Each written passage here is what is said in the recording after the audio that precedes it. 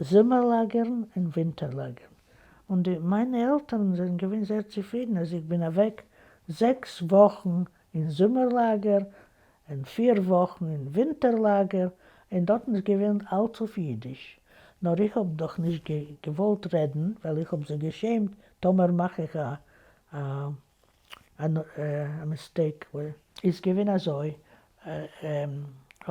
Muss ich gewinnen, was halb militärisch. In der Früh ist man gestanden zum Appell. Jede Gruppe hat gehabt einen Vorsteher. Ich bin gewesen Vorsteher von einer Gruppe, aber ich musste raus und machen meinen Report. Müssen es machen auf Jiddisch. Aber ich habe ausgelernt, und sehr paar Mädchen haben sie gesagt, a Tischlöffel a Schuh. Every hour a tablespoon. Sehr paar Mädchen.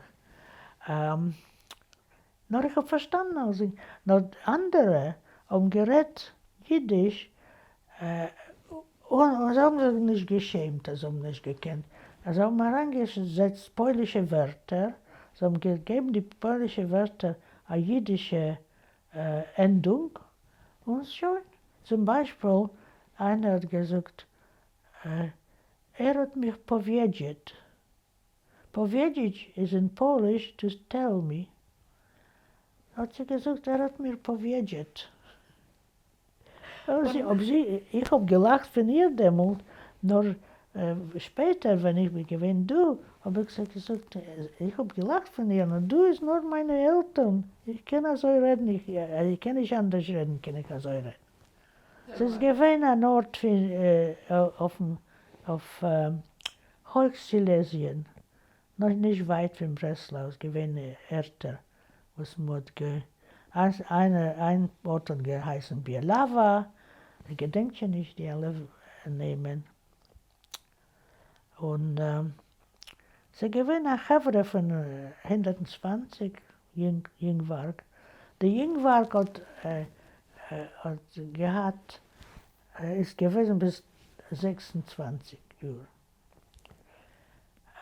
Sie haben gesagt, wenn man pflegt sie fragen, Mädel, wie alt bist du? Pflegt sie sagen, mit den Milchumbejuren oder ohne Milchumbejuren?